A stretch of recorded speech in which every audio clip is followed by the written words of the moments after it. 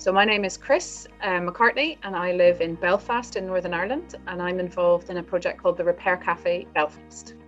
So a Repair Cafe is a pop-up community event where people who have broken items can bring them along, and we have volunteers who have skills in fixing things, and we match them up and we fix a whole lot of stuff while sharing a lovely morning together. There's been a lot of publicity about recycling and about conservation, but one thing we maybe haven't tapped the full potential of is the opportunity to reuse resources and repair what we already have, because every time we fix something, we're keeping it going, and we're avoiding all that kind of extraction and all the resources that would go into making something new to replace it in the first place. So I just put a shout out on social media to ask if anybody had heard of this idea of a repair cafe, and if anybody would like to get involved in setting one up here in Northern Ireland.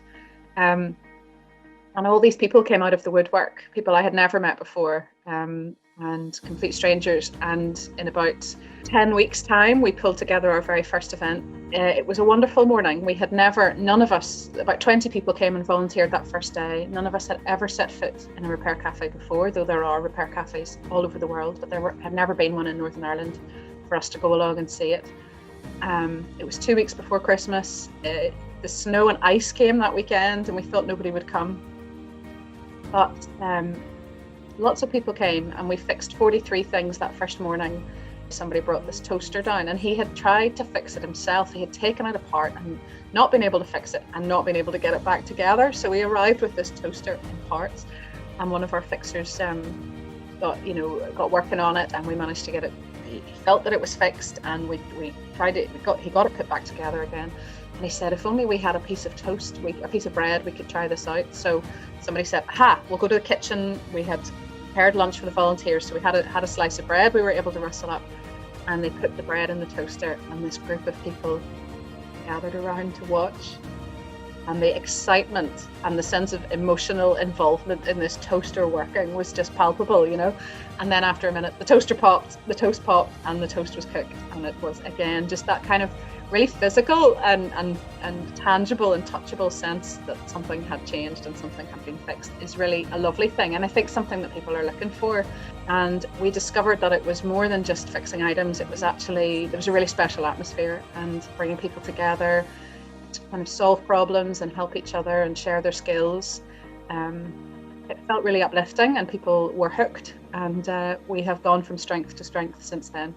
It's not just getting something fixed. It's not just kind of something ticked off a to-do list. It's a really joyful process, and the sense that restoring something physical can actually be quite restorative to yourself and to our community as well, because we're creating these spaces where people can come and be welcome.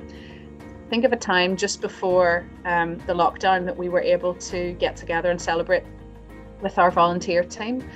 And we had a little pizza party, and we kind of just celebrated having looked at our first 1,000 items and tried to fix them. And we just thought it would be kind of marking the occasion and talking about all the wonderful things we'd fixed and the wonderful events we'd done in the park. And a thank you to our partners, but it actually became this really deep sharing about how much the Repair Cafe means to people. And I'm not going to lie, there were tears and there was poetry, and there were people. One woman said that she hadn't suited her to come that night, but she'd rearranged her week so that she could, because that's how important it was to her.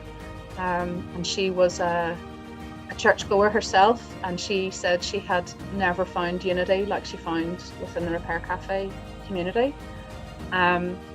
And another person shared that she wasn't a churchgoer, but this was her church. This sort of sense of community and this sense of being able to help each other restore not just our items but our relationships and ourselves, and to kind of really uplift each other.